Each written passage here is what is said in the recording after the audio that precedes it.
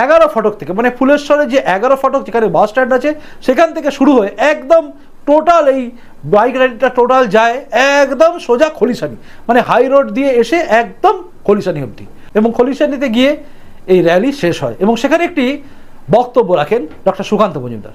দেখুন, মুম্বাইয়ের তাজ হোটেলে, বিখ্যাত টাটার হোটেল আক্রমণ হয়েছিল, এনএসসি নামতে 4-5 ঘন্টার বেশি সময় লেগে গেছিল। এখন পরিবর্তিত ভারত, ভারতের গায়ে যদি একটা ঢিল পড়ে, একটা যদি উগ্রপন্থী হামলা হয়, পাকিস্তানকে পাটকেল খেতে হবে।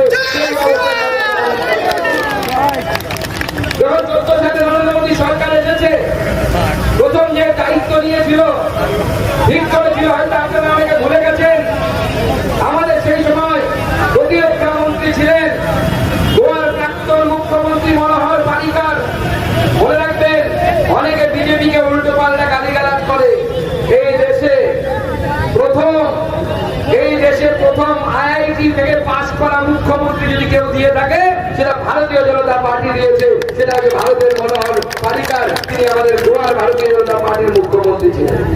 তিনি তৎকালীন যখন প্রতিরক্ষা মন্ত্রী ছিলেন, ভারতবর্ষের প্রতিরক্ষা মন্ত্রী হয়ে কি ঠিক করলেন? আমাদেরকে S-400 কিনতে হবে। S-400 কি? রাশিয়ার প্রতিরক্ষা ব্যবস্থা, যার মধ্যে দিয়ে ড্রোন, মিসাইল যা আসবে, রেডার সঙ্গে সঙ্গে তাকে চিনে নিয়ে তাকে প্রতিহত করবে, তাকে একটা মিসাইল মেরে সেটাকে উড়িয়ে দেবে। তখন আমেরিকার চাপ এসেছিল, অনেকে বলেছিল কেনা যাবে না, কিন্তু ভারতের প্রধানমন্ত্রী নরেন্দ্র মোদী